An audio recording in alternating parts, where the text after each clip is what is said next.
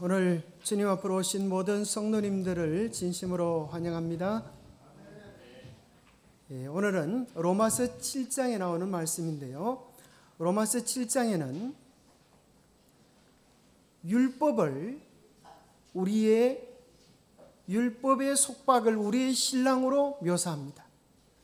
여러분, 만약에 여러분 율법을 여러분의 신랑으로 모시고 살면 여러분이 행복할까요? 불행해질까요?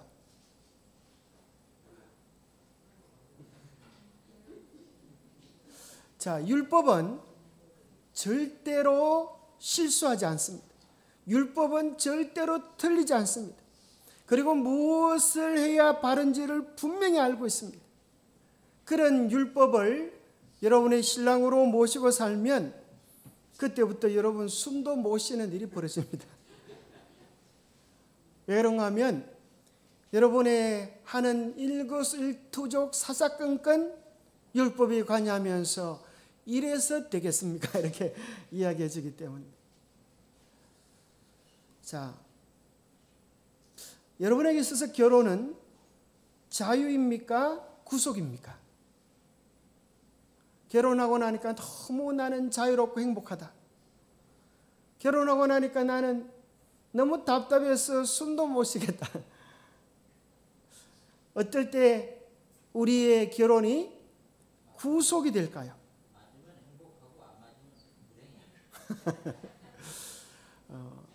참 미안하게도 가장 행복한 행복을 결혼을 통하여서 얻을 수 있고 가장 큰 불행도 결혼을 통하여 경험될 수도 있습니다. 결혼을 한다고 해서 다 행복한 건 아니에요. 결혼식에서는 다 행복할 것처럼 보이지만 결혼식이 끝나봐야 그 결혼식이 정말 잘된 것인지 못된 것인지를 알 수가 있습니다. 로마서 7장에는 한 엄격한 신랑, 율법과 결혼해서 숨도 못 쉬던 한 여인에 대한 이야기를 비유적으로 들려주고 있습니다. 이 율법이라고 하는 존재는 뭐가 없는가 하면 사랑이 없습니다. 용서가 없습니다. 법은 법대로 그대로 실행하는 것입니다. 형제 여러분, 여러분이 법률에 정통한 사람들이니 말씀드리는데 법률이라는 것은 사람이 살아있는 동안에만 구속력을 가진다는 것을 모르십니까? 결혼한 여자는 남편이 살아있는 동안에만 자기 남편에게 법적으로 매여 있습니다. 그러나 남편이 죽으면 그 남편에 대해서는 법적으로 제약을 받지 않습니다. 자, 결혼은 어찌 생각해 보면 한 사람에게 얽매이기로 작정하는 것입니다. 그렇죠? 그래서 결혼하는 사람이 결혼식 할 때 여러분 신랑 신부를 가만히 보면 막 닭똥 같은 눈물을 흘립니까? 나는 이제 저 사람에게 매여서 비참한 인생을 살게 되겠구나. 앞으로 이제 딴 여자는 쳐다보지도 못하겠구나. 이렇게 절망 속에서 눈물 흘리면서 결혼합니까? 그렇지 않습니다. 정말 사랑하기 때문에 그 속에서 진정한 자유를 경험할 수 있다고 생각합니다. 그런데 만약에 그 상대방 배우자가 자기 방식으로만, 자기 스타일로만 이렇게 해야 돼, 그렇게 압제한다고 하면 결혼은 정말로 힘들고 어려운 고통이 되어집니다. 세상에 결혼 때문에 행복해진 사람도 많지만 결혼 때문에 상처받은 사람도 많이 있습니다. 얼마 전에 한 기사를 보았는데 이런 게 나옵니다. 25년 동안 가정폭력을 당했다는 거예요. 결혼할 때는 참 매너 좋고 대단한 신사였는데 결혼 초도 아주 좋은 사람인 줄로 알았다는 거예요. 그런데 어떤 사건이 있고 나서부터 남편이 폭언을 하기 시작하더니만은 그 다음에 폭행을 하는 거예요. 무려 25년 동안 끔찍한 지옥 같은 삶을 살았지만 이혼하지 못했던 이유는 왜 그랬을까요? 자식들 때문에. 나는 혹시 상처받고 망가질지 몰라도 제발 이 자식들에게만은 애비 없는 자식이라는 소리를 들려주지 말아야겠다고 생각하면서 이 어머니가 온갖 고통과 아픔을 당합니다. 나는 매 맞는 아내 죽지 못해 살았습니다. 그래서 이 남자가 얼마나 무자비한지 성질이 나면 벨트를 풀어서 가죽을 손에 감고 쇠 있는 대로 막 때리는 그런 일이 있다. 그리고 어린 아이들 심지어 애가 보는 데서 그런 일을 했다. 얼마나 상처와 고통이 컸겠습니까? 또 어떤 기사를 보니까 아내가 술을 좋아해요. 술. 그 남편이 이야기합니다. 술 좀 끊어요. 나도 끊고 싶은데 안 되는 거예요. 그러면 좋은 수가 있겠네. 술 먹으러 못 가게 목에다 사슬을 해가지고 이렇게 묶고 놓으면 되겠네. 그러면 술을 안 먹을 거 아니에요. 말이 됩니까? 그죠? 술 먹으러 갈 일도 없고. 그러면 이제 술 안 먹게 되겠잖아요. 그런데 무슨 일이 일어나는가 하면 이 남편이 아내 술 먹지 말라고 이렇게 강아지처럼 냉장고에 쇠사슬로 묶어놓고 그렇게 나갔는데 이 아내가 어떻게 해서 풀어가지고 나가서 술을 진떡 먹고 지나가던 경찰이 보고 데려다 줬어요. 여러분 그렇게 하면 어떻게 해야 되겠어요? 자, 율법은 어떻게 할까? 율법은 잘못했으니까, 그죠? 거기에 대한 응분의 대가를 지불해야 된다고 생각하는 거예요. 그러니까 이 남자가 어떻게 하는가 하면 나가지 말라고 그랬는데 나가고 술을 먹지 말라고 했는데 술을 먹고 또 온 동네 망신 당했으니 거기 합당한 벌을 받아야 된다. 그래서 5시간 구타를 했다는 거예요. 그래가지고 결국 이 아내는 죽고 말았습니다. 혹시 여러분의 남편이 이런 남편이라고 하면 여러분 어떻게 될까요? 당장? 그죠? 당장? 근데 이 당시에는 이제 뭐라고 하는 거면 여자의 권한으로 이혼하는 게 없어요. 그래서 뭐 할 수밖에 없는 거 하면 죽지 않으면 벗어날 수 없는 이것이 결혼의 사슬. 그 성경은 무슨 얘기를 하는가 하면 율법이라고 하는 남편이 있다. 그런 예를 드는 거예요. 아주 잔혹하고 무자비한 율법이라고 하는 남편이 있는데 이 남편은 엄격한 남편이고 단 한 번의 예외도 허용하지 않아. 모든 죄와 잘못은 몇 날, 몇 시, 몇 초까지 기억을 해요. 그럴 뿐만 아니라 이 남자는 실수도 하지 않아. 병들지도 않아, 죽지도 않아요. 그런데 이런 남편에게서 여러분 벗어나려고 하면 어떻게 하면 되겠어요? 어떻게 해야 되겠어요? 이 남편을 죽이려고 밥에 독을 타도 이 남편은 먹고도 실시고 웃고 죽지도 않는 거라. 이게 무슨 남편인가 하면 율법이라고 하는 남편이에요. 이 남편에게서 벗어날 수 있는 유일한 길은 뭐예요? 유일한 길은 죽어야 해결이 되는데 이 남편은 안 죽어. 그럼 누가 죽어야 되겠어요? 결국은 로마서 7장에서는 이렇게 이야기합니다. 이 율법이라고 하는 남편은 안 죽으니까 누가 죽어야 된다? 내가 죽어야만 자유를 얻을 수가 있다. 그런 사건을 이야기해 줍니다. 사실 우리는 율법을 남편으로 모시고 살 수가 있을까요?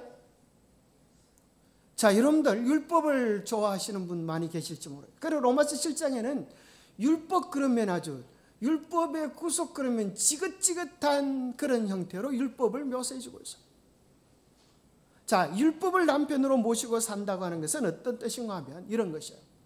사도 바울은 계속 바울 서신을 통하여 어디에서 자유로워져라라고 이야기하는가 하면 율법을 지킴으로 구원을 얻으려고 하는 데서 너희들 자유로워져라. 이것을 율법을 지킴으로 구원을 얻으려고 하는 것을 네 글자로 뭐라 그래요? 뭐라 그런지 아세요? 율법주의라 그래요. 여러분은 율법주의 아니에요. 여러분들이 율법주의는 아니라고 얘기하는데 은근히 율법주의인 사람이 있어요. 은근히 율법주의야. 율법주의는 아닌데 은근히 율법주의. 그게 무슨 소리인지 아세요? 그래가지고 구원을 못 받아. 여러분 그런 생각 들어요, 안 들어요? 내가 이래가지고 구원 받겠나? 내가 이런 행실로 이런 모습으로 구원 받겠나? 그런 생각이 들어요, 안 들어요? 들잖아요. 그러니까 우리의 은근한 기준을 보면 구원의 기준을 뭘로 삼는 거예요? 율법으로 삼는 거예요. 율법의 기준. 내가 얼마나 노력하고 수고하여 율법을 지켜야 구원을 얻을 수 있을까? 이런 생각에서 벗어나지 못하면 여러분 신앙은 언제까지나 힘들고 어려워. 자, 가정부가 일을 많이 할까요? 아내가 일을 많이 할까요? 누가 더 많이 할까요? 아내가 더 많이 해요. 그런데 누가 더 기쁘게 해요? 여러분 안 돼봐서 잘 모르시는 모양인데 어느 날 아내가 결혼 30년 만에 남편에게 청구서를 썼어요. 내가 당신한테 시집 와가지고 빨래 몇 벌, 한 벌에 5,000원인데 할인해서 2,000원. 밥해 준 거 계산했어. 그리고 내가 잠자 준 거 계산하면 금액이 어마어마해. 애 낳아서 키워준 거 계산하면 어마어마하게 나온 거야. 그러면서 청구서를 지불하기를 이것 나한테 계산해 주시오. 그때 남편이 뭐라 그랬을까요? 우리 장로님처럼 나 기억 안 나 이렇게 딱 잡아먹고 오리발 내미는 게 아니라 이렇게 말합니다. 내가 이것을 당신의 원하는 대로 다 돈으로 계산해 드릴 수가 있어요. 얼마든지 그렇게 할 수 있어요. 그런데 그렇게 하고 나면 그때부터 당신은 나에게 있어서 아내가 아니고 가정부가 되고 마는 거예요.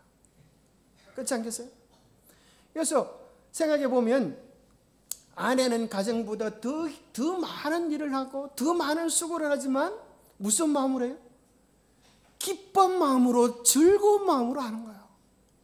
그런데 가정부로 뭐 하기 위해서 하는 거예요? 돈 벌려고, 안 쫓겨나려고 눈치껏 하는 거예요. 그것이 구원받기 위하여 애쓰는 신앙인의 모습이에요. 내 노력으로 내 수고로 어떻게 하면 구원받을까?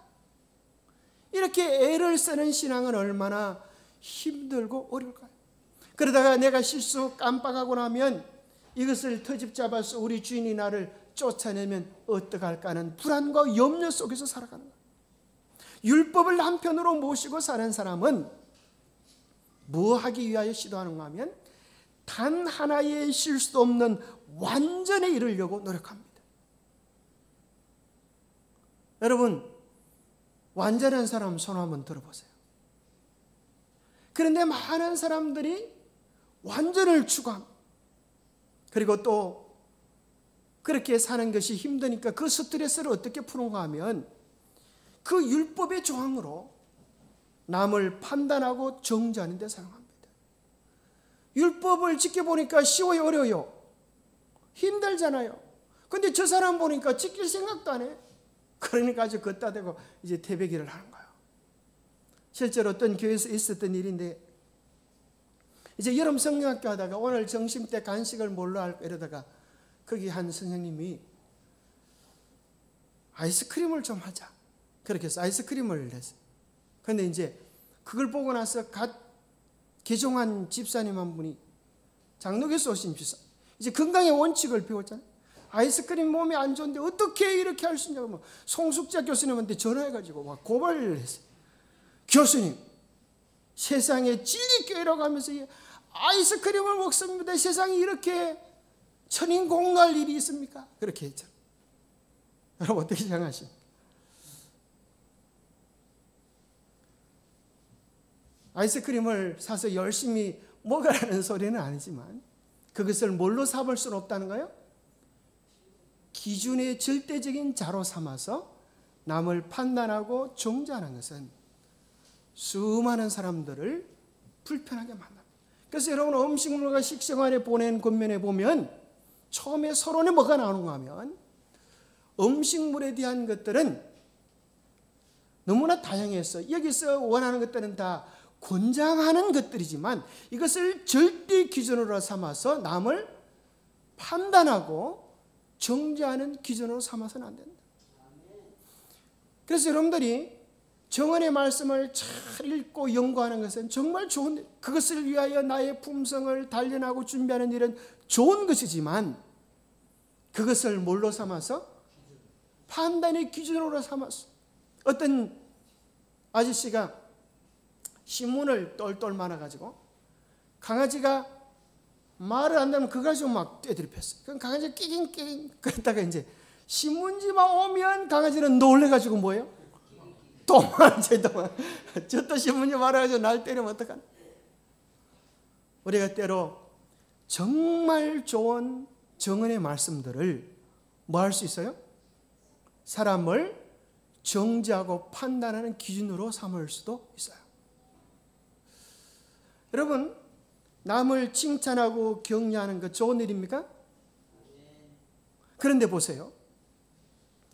아부하는 것은 어떻습니까? 아부와 칭찬의 차이는 무엇일까요? 어려운 거예요.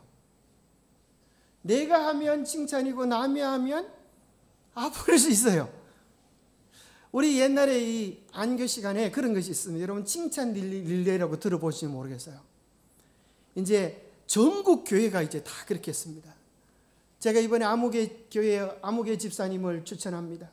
그 집사님은 참 이런 면이 예수님을 닮았습니다. 그래서 이제 그 집사님이 이제 칭찬을 받으면 그 집사님이 이제 다음번 타자가 되는 거예요. 제가 보기에는 아무개 집사님이 또 이런 선한 가만을 끼셨습니다. 그런데 그 당첨된 사람에게 빠짐없이 편지를 보낸 한 장로님이 계셨어요. 뭐라고 편지가 아주 두툼합니다. 그게는 친필로 해가지고 복사본을 했는데 뭐라고 해놓은 하면 정언의 말씀 가운데서 칭찬하지 마라. 칭찬은 사람을 교만하게 만든다. 이런 구절만 뽑아가지고 두툼하게 이렇게 페이지를. 여러분 맞는 말입니까? 그 말은 맞는 말이에요. 맞는 말인데 그것을 잘못 사용하면 수많은 사람들을 상처 주는 그런 역할을 그런 도구로 사용할 수 있다는 거예요. 뭐가 그렇게 될 수 있어요? 율법이 그렇게 될 수 있다는 거예요. 참 무서운 거 아니겠어요? 율법은 정말 좋은 건데 그것을 가지고 네 번째 보면 상대방의 자유의지를 강요할 수 있는 도구로 쓸 수 있을까요? 그렇잖아요. 자, 우리가 다 주님 전에 오면 교회 안에서 엄숙하고 조용해야 됩니다. 그러니까 만약에 어린아이가 조금 그저 수준을 잘 모르니까 떠든다고 하면 율법을 중시하는 사람이 매질을 한다면 되겠어요? 안 되겠어요? 쫓아낸다면 되겠어요? 안 되겠어요? 어떤 교회 학생반이 너무 잘 되었어. 그런데 아이들이 막 교회에서 너무 떠들고 노는 거예요. 그 장로님이 오시고 실제로 있었던 이야기. 너희들 떠들고 놀기만 하려고 하면 교회 다음부터 오지 마라. 좋은 말입니까? 맞는 말입니까? 교회에서 떠들지 말고 조용히 해야 되는 건 맞는 말이지만 사랑이 없이 내뱉는 말들은 때로는 큰 오해들을 불러일으킬 수 있어요. 그래서 그 날부로 그 교회 학생반들이 해체되어 버렸어요. 선택권을 뺏는 것, 이것은 큰 잘못입니다. 그래서 우리는 어떤 경우에도 그렇죠? 더 좋은 것을 권하고 제안해 줄 뿐이지 뭐 할 수는 없어요. 그죠? 강요할 수는 없는 것이에요. 우리가 바리새인의 모습 속에서 우리는 율법주의한 모습을 발견하게 됩니다. 바리새인은 따로 서서, 이 사람은 뭐 하기 좋아하는가 하면 따로 국밥이에요. 따로 국밥. 그럼 따로 국밥이 좋아요? 쌈이 좋아요? 쌈은 딱 펼쳐놓고, 그죠? 우리 최수 기사님이 저희 집에 호박잎을 많이 갖다 주시는데 호박쌈이 참 맛있습니다. 호박을 딱 데쳐서 딱 펴놓으면 그게, 그죠? 뭐든지 집어넣고 탁 돌돌 말아 싸면 뭐가 돼요? 한 입에 쏙 들어갈 수 있잖아요. 이게 같이 어울려지는 거예요. 버물려지는 거예요. 김장도 이제 12월 첫째 주 우리가 김장할 것인데, 그죠? 각기 다양한 양념들이 함께 버물러져서, 어우러져서, 오늘 우리 안교 시간에 보니까 입안에 있는, 그죠? 미생물들도 함께 어우러져서, 저는 입안 청강제, 그 뭐라 그랬어? 아까 우리 장로님. 가글, 그죠? 가글. 각을 쓰면 참 깨끗하고 좋은 게 아닐까 생각을 했는데, 그거 희한하잖아요. 각을 쓴다고 다 깨끗해지는 게 아니라는 소식을 듣고 깜짝 놀라잖아요. 너무 많이 쓰면 입안에 다른 좋은 미생물까지 없어져서 더 입이 나빠진다는 걸 알고 참 놀라운 거다, 그런 생각을 해보게 되었습니다. 그래서 우리는 따로 국밥이 돼서는 안 되겠다. 그죠? 따로 서서 바리새인이 이렇게 말해요. 나는 저 사람들과 같지 아니합니다. 나는 이 세리와도 같지 않습니다 하면서 옆에 있는 세리를 지적질을 했을지 몰라. 하나님, 나는 이 나쁜 놈하고도 같지 않습니다. 하나님께서 보시기에는 뭐라고 말씀하세요? 애야, 너 지금 무슨 일 하고 있냐? 네가 손가락질한 이 세리는 내가 그를 구원하기 위하여 내 아들을 십자가에 못 박아 죽인 나의 아들의 생명값을 지불하고 구원하기 원하는 나의 아들이야. 그죠? 모든 인간의 진정한 가치는 십자가에서 깨달을 수 있는 거예요. 우리는 아무도 내가 아는 믿음의 기준으로, 내가 아는 율법의 기준으로 정죄하거나 비난하거나 판단해서 될 것이 아니라고 하는 사실. 예수님은 정말 절망적인 사람에게도 가셔서 7번 귀신 들린 자에게도 가셔서 손을 잡으시고 일으켜 세우시는 분이십니다. 오늘 장로님 기도하실 때도 흔들리는 갈대를 꺾지 않으신다고 하시는 주님의 성품을 표현하셨잖아요. 그래서 우리 주님은 모든 사람이 다 안 된다라고 하는 그 순간에도 그의 손을 붙잡으시고 일으켜 세우실 수 있는 분, 그것이 예수님이고, 그것이 예수님의 사랑을 아는 사람들이 경험해야 될 삶의 모습입니다. 여러분, 평생 살아봐도 그런 사람 많아요. 내가 평생 살아봐도 나는 내 마음을 잘 모르겠어. 그렇게, 그죠? 내 마음이 이럴 때도 있고 저럴 때도 있는데. 그런데 다른 사람 알아보는 것은 어때요? 나는 척 보면 알아. 이렇게, 그죠? 나는 척 보면 알아. 저 사람 말투를 보니까, 영 글로 먹었어. 저 사람 교회에 나오는 것, 태도, 예배하는 태도를 보니까 영 글로 먹었어. 자기를 아는 것은 평생 해도 모르는데 남을 아는 것은 3초도 안 걸려. 척 보면 안 돼. 그게 쉽지 않은 거예요. 우리는 어떤 사람에게도 뭐 하지 말아야 되겠어요? 가능성의 씨앗, 소망의 씨앗을 잘라버리지 않고 믿어주는 예수님의 모본을 우리가 경험해야 되리라 생각합니다. 우리가 율법주의를 중심으로 해서 살면 마태복음 23장에 우리 주님 말씀하시기를 화 있을진저 외식하는 서기관들과 바리새인들이여 너희는 뭐하고요? 천국 문을 닫고 너희도 들어가지 못하고 들어가려고 하는 자들도 들어가지 못하게 한다.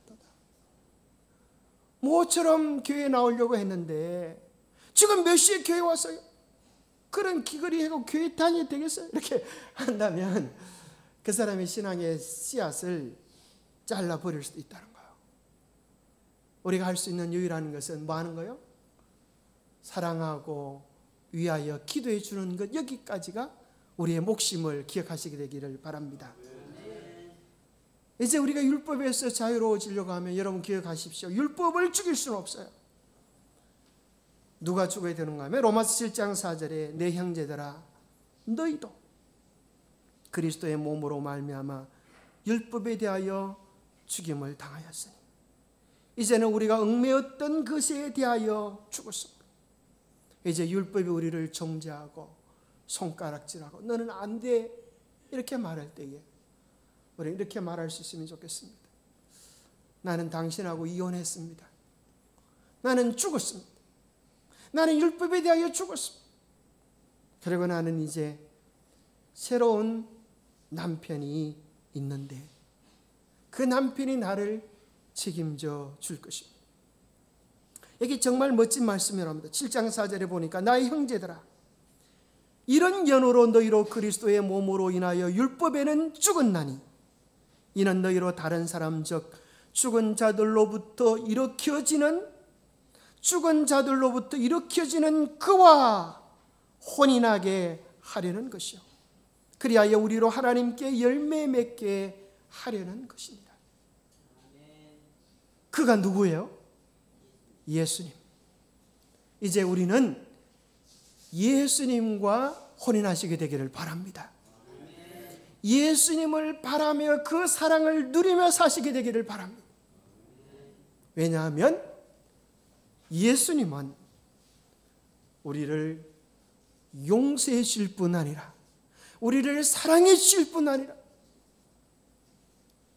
우리로 하여금 죄를 이길 수 있는 권세와 능력을 주실 수 있는 분이기 때문입니다. 여러분의 아내가 남편이 너무 사랑스러워 보이거든. 이런 생각을 해보세요.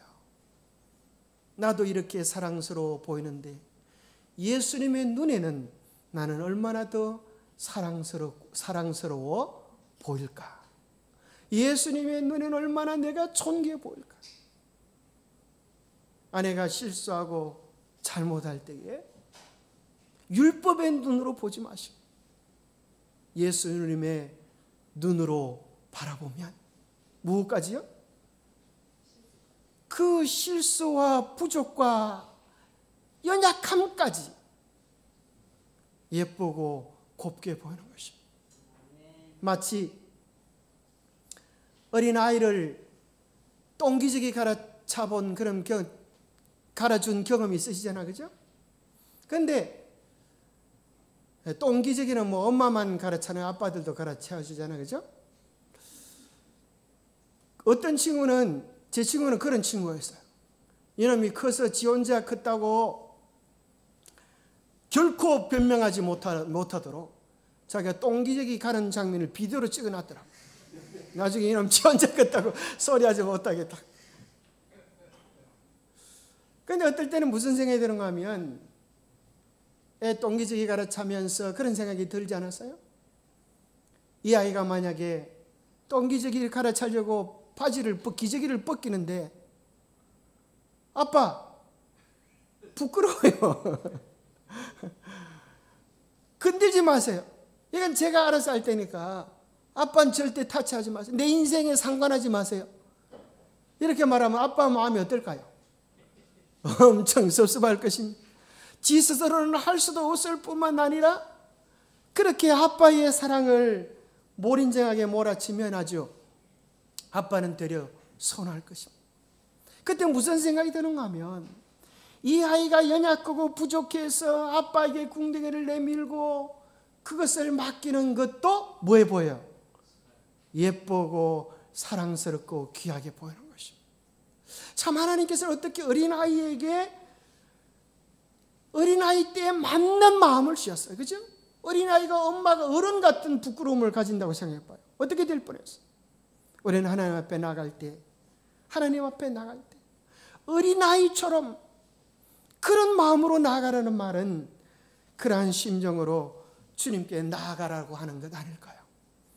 우리 스스로는 지울 수도 없는 죄의 문제를 우리 스스로는 해결하려고 하면 범벅이 되어버리고 말 것들을 주님께서는 그 모든 과정들을 더러워 생각지 않으시고 오히려 사랑스럽고 귀하고 존귀하게 여기신다고 하는 사실을 기억하면 좋겠습니다.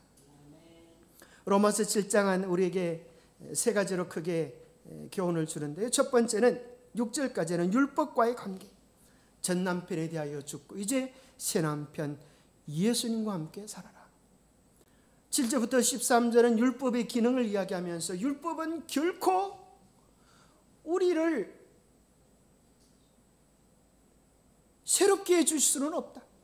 율법은 알면 알수록 우리를 죄되게 할 뿐이다. 심히 죄임을 깨닫게 해주는 것이 율법의 기능이다. 세 번째, 율법은 14절부터 25절을 통하여서 율법은 선을 행하는데 도움이 되지 못하는, 율법은 선을 행하고 우리를 구원 얻게 하는 데는 무능한 것이다. 우리가 경계해야 될 것은 율법주의, 율법을 지킴으로 말미암아 구원에 이르려고 하는 것은 무엇을 헛되게 하는 거예요? 그리스도의 십자가를 헛되게 하는 것입니다. 우리 스스로 그렇게 할 수 있다고 하면 주님께서 죽으실 필요가 어디 있었겠는가 하는 것입니다. 그러나 더 경계해야 될 것은 그러면 율법 폐기주의. 그러면 율법은 아예 필요 없는 것 아닙니까? 그렇게 생각하는 것도 잘못된 것입니다. 그러면 우리가 어떻게 율법과의 바른 관계를 가질 수가 있나? 그 이유는 참 좋으신 신랑이신 예수님의 사랑을 깊이 누리는 것만큼 우리가 뭐 하게 돼요? 율법을 사랑하고 존중히 여기게 돼요.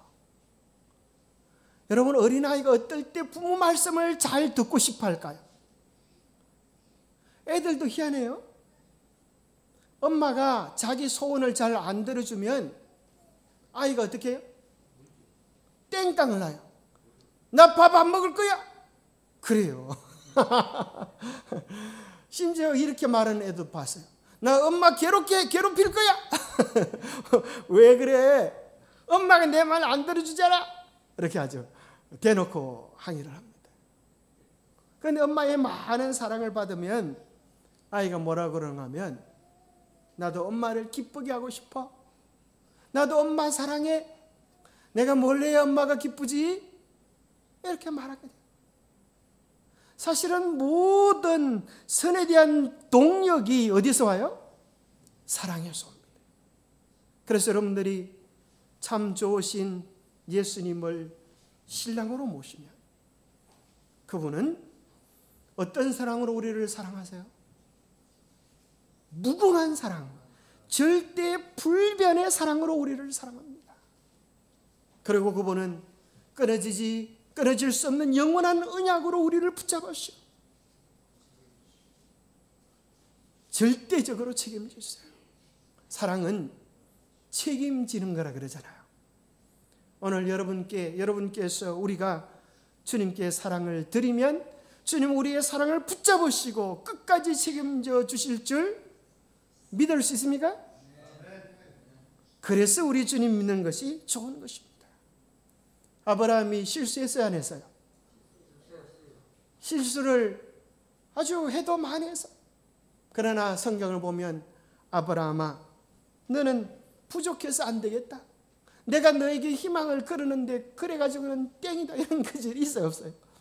아브라함을 하나님께서 믿음의 사람으로 키우시고 만드셔서 합격하도록 책임져 주시는 그런 분이심을 인하여 감사합니다. 더구나 감사한 사실은 그분께서 우리를 보호하시되 견고하게 보호하시고 한없는 돌보심뿐 아니라 마지막으로는 결단코 뭐 하지 않으세요? 버리지 않으세요. 결단코 버리지 않으세요. 그러십니까? 요즘 인기 있는 드라마 중에 연인이라고 하는 드라마가 있는데 MBC에서 그 드라마에 눈물을 뺐던 한 장면이 뭔가 하면 몽골에 가서 잡혀가서 순결을 잃어버린 한 여인이 있었어요. 원래 이 남편은 이와 결혼했던 남편은 순결을 잃어버렸다고 이혼을 했어요. 그런데 주인공이 이제 이 아내를 결혼을 어쨌든 그런 사이입니다. 어쨌거나 이제 이렇게 얘기합니다. 나는 당신의 모든 것을 사랑합니다. 웃는 모습도 사랑하고 성질 내는 모습도 사랑하고 때로는 토라지는 모습도 사랑합니다. 그때 이제 이 여자 주인공이 이렇게 말합니다. 사실은 저는 저 몽골 땅으로 끌려가서 순결을 잃어버렸습니다. 이런 저를 어떻게 취급하시겠습니까? 그때 정말 수많은 청중들의 눈물을 빼내는 대사가 여기 있습니다. 당신 왜 그렇게 했어? 이 더러운 사람이 이렇게 한 게 아니고 그 여인을 꼭 끌어안으면서 이렇게 이야기합니다. 그렇다면 내가 안아줘야지. 그렇다고 하면 그 아픈 상처를 내가 감싸줘야지. 그렇다고 하면 내가 당신을 사랑하고 용서하고 부둥켜 안아줘야지. 그것이 우리를 향한 주님의 사랑이세요. 우리는 아무도 우리가 지은 잘못 때문에, 연약함 때문에 주님을 떠나갈 필요가 없어요. 우리는 아무도 우리의 부족함 때문에 좌절하거나 절망할 필요가 없어요. 우리가 그분을 버리지 않으시면, 그분을 떠나가지 않으시면, 결단코 그분은 우리를 떠나지 않으신다고 하는 사실을 기억해야 되겠습니다. 그래서 성경은 우리에게 끊임없이 이야기합니다. 율법의 기능이란 죄를 깨닫게 하는 것입니다. 사도 바울은 로마서 7장 7절에 이렇게 이야기합니다. 우리가 무슨 말을 하리요? 율법이 죄냐? 그럴 수 없느니라. 율법으로 말미암지 않고는 내가 죄를 알지 못하였으리라. 율법을 몰랐으면 내가 내 죄된 줄을 알지 못하고 착각하며 교만하게 살다가 예수 없이 살다가 멸망할 수밖에 없었을 터인데, 율법을 깨달으니까 이제는 내가 어떤 죄인인지를 깨닫게 되었다. 그런 고백을 합니다. 사실 아브라함이 그 전에 율법을 깨닫지 못했을까요? 그는 바리새인 중에 바리새인이어서 율법이 무엇인지 알았습니다. 그런데 율법을 깨달게 되었다라고 하는 말은 문자적인 율법이 아니라 율법의 영적 의미들을 새롭게 이해하게 되었다는 것입니다. 그래서 사도 바울은 10계명 가운데 10번째 계명을 소개하면서 뭐라 그래요? 율법이 탐내지 말라지 아니하였다면 내가 탐심을 알지 못하였으리라. 참 이 말씀이 신비한 것은 9가지 계명은 다 뭐에 대한 모습처럼 보여요? 외형적인 것, 그죠? 살인하고 간음하고 도둑질하고 거짓말하는 증거들이 있는 것인데, 10번째 계명은 증거가 있어요, 없어요? 없어요. 마음으로 품는 거예요. 야, 부럽다, 그죠? 나도 저거 가지고 싶다. 이런 그런 생각 들어요? 그런 마음을 품을 수 있잖아요. 그런데 성경 그걸 죄라는 거예요. 탐심이 죄라는 거예요. 그러면서 사도 바울은 이야기하기를, 그러한 내면적 통찰은 무에 대해서뿐 아니라 10번째 계명뿐 아니라 모든 계명에 적용되는 것이다. 그 사실을 깨달으니까 이 계명 앞에 설 수 있는 자가 아무도 없다는 거예요. 나 외에 다른 신을 두지 말라 그랬는데 우리는 얼마나 하나님 외에 다른 것을 의지할 때가 많이 있습니다. 예수님이 직접 이 계명에 대한 영적 통찰을 이야기하십니다. 성경에는 옛사람들에게는 살인하지 말라 그랬는데 예수님은 말씀하시기를 나는 너희에게 이르노니 뭐하는 자마다? 형제되어 노하는 자마다, 미련한 놈이라고 하는 자마다, 살인하는 자다, 바보라고 하는 사람마다 살인한 자다. 이 계명 앞에 누가 설 수가 있겠습니까? 성경에는, 계명에는 옛사람들은 간음하지 말라고 했는데 나는 너에게 이르노니 여자를 보고 음욕을 품는 자마다 이미 마음에 간음하였느니라. 이 계명 앞에 설 자가 누가 있겠습니까? 그래서 성경은 율법을 통하여 우리가 죽을 수밖에 없는 죄인임을 깨닫게 하고 우리를 하여금 그리스도께로 달려가도록 만드는 것입니다. 그런데 우리의 신앙 속에서 자 보니까 우리가 이제 마쳐야 될 시간이 됐습니다.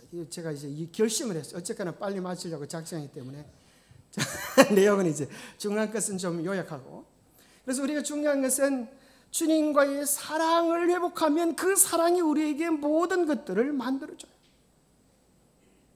그런데 우리가 사랑을 잃어버리면, 그래서 그리스도인은 사랑을 간직해야 하는데 그 사랑을 잃어버리면 빠지기 쉬운 함정이 있어요. 그것이 뭔가 하면 매너리즘이라는 거예요.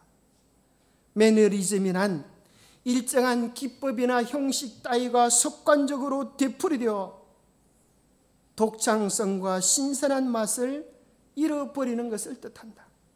똑같은 일을 반복하다 보면 그 일의 정성이나 새로움을 창출하는 노력도 없이 그냥 하던 습관대로 반복하게 되는 것이다. 이 병을 다른 말로는 귀차니즘이라고 한다. 영적으로 성장하기를 싫어하는 사람에게 걸리는 병이다. 그래서 습관적으로 마음 없이 정성 없이 사랑 없이 신앙하게 되면 우리 신앙에 아무런 감동도 기쁨도 변화되지 못하고 교로귀가 된다. 교로귀라고 들어보셨어요? 교회에서 늙어가는 귀신이 된다. 무슨 말이 아니겠어요? 그래서 우리는 생각해 봐야 합니다. 내 마음의 동기는 무엇인가? 율법주의는 교모한 자랑입니다. 율법의 속박은 무서운 감옥입니다. 참된 자유는 자아가 죽어야 합니다. 주님을 남편으로 모실 때 참된 변화가 우리에게 일어납니다. 예수님과 더불어 행복한 삶을 새로운 출발을 하시는 우리 모두가 되시기를 축복합니다.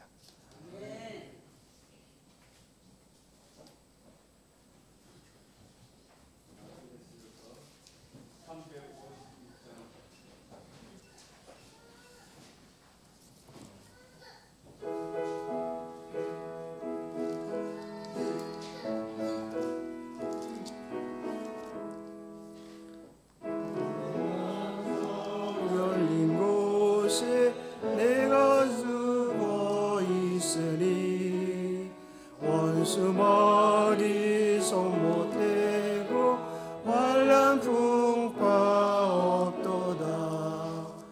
만세 반석 열린 곳에 내가 편히 쉬리니 나의 반석 구주 예수 나를 숨겨주소서. 죄에 매여 죽을 인생 편히 쉬기 바라니 주의 가슴 넓은 품에 내가 찾아 안기네. 만세 반석 열린 곳에 내가 편히 쉬리니 나의 반석 구주 예수 나를 숨겨 주소서. 이 땅 위에 평안 없고 기쁜 일을 몰라도 주 예수의 참 사랑을 내가 잊지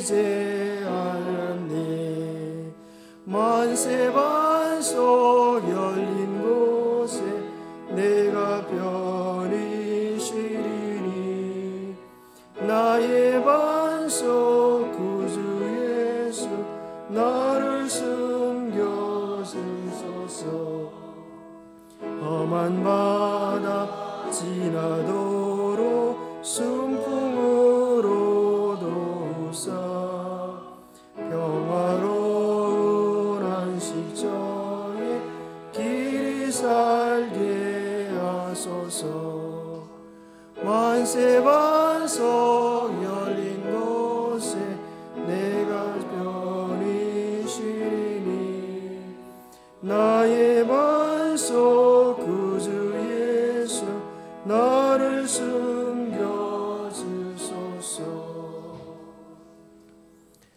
하나님 아버지, 우리는 다 죄인입니다.